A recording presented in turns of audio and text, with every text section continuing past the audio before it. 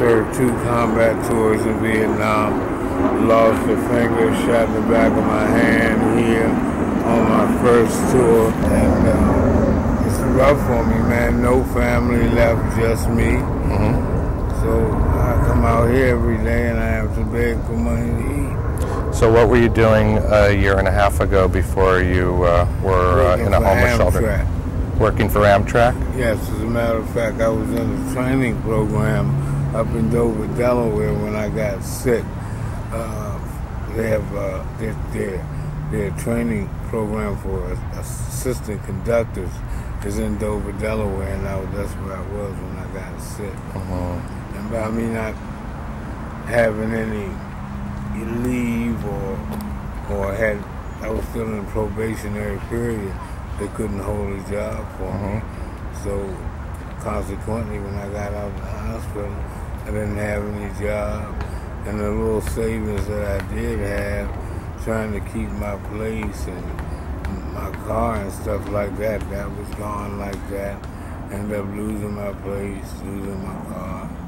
Wow. So even before this recession that we're having in America, you were having your own personal recession long before this happened. And so you've been out on the streets now for a year and a half, and over a year. And you come here every day then, every day. Yeah. I can make it easy. Yeah. And so you were saying that you're trying to get benefits from the VA to do what for you? What are you hoping they'll do for you? Trying to get them to grant my claim for compensation for Agent Orange exposure. They call themselves being slick doing it. They classified me as 0% service connected, which means that I'm service connected, but I don't get any monetary compensation, but I can go get my medical care without cost.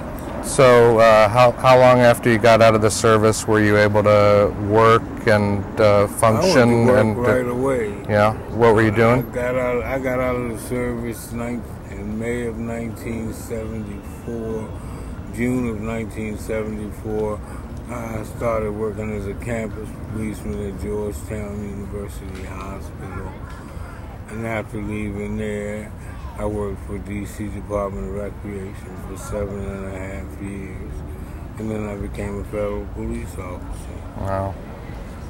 And so now here you are a year and a half later, and you're having to be out on the streets. And ironically, what we are doing, our program, the reason we're talking to people today is we're talking to Americans about what they can do to end the recession without depending on governmental assistance. And you're in an unenviable position where the only assistance that you can get and that's available to you is from the government, and you're not getting it. So now you're here having to depend on ordinary Americans to help you just to eat.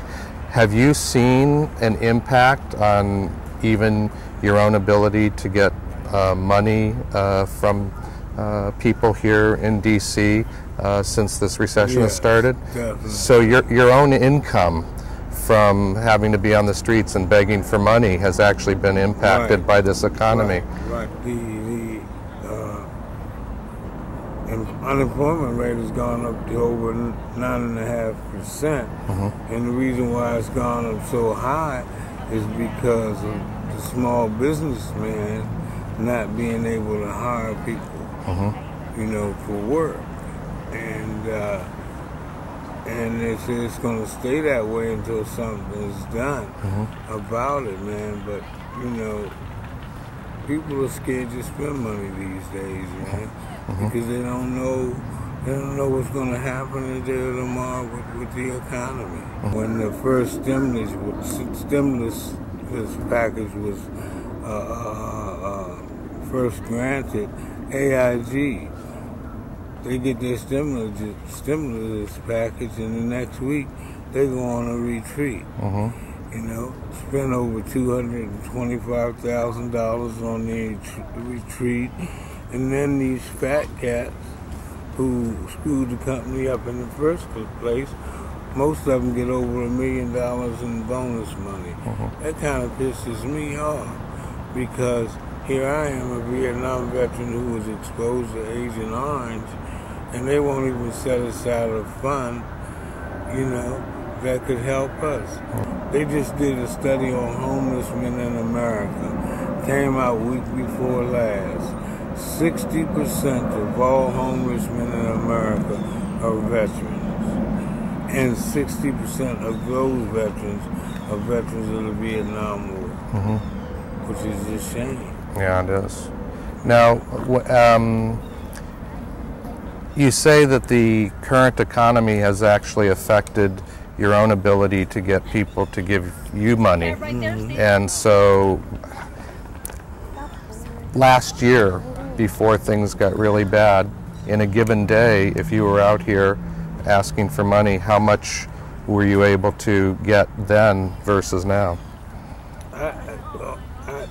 Last year, some days I could leave here with as much as maybe $200 that would last me a couple of days. Today, I may not even get 15. Wow. And what about the attitudes that people have towards you now versus before? People's attitudes towards me hasn't really changed. It's just that, well, I'm not gonna say that it hasn't changed, because some of them look at me with disdain. You know, how, you know, like as if to say, how can this man ask me for money with all the troubles I'm going through with money? You can see it on their faces. And I can't blame them for it. I can't get mad at them for it. Well, it's a tremendous story that you have, and I thank you for sharing it with us. And God bless you, and good luck to you.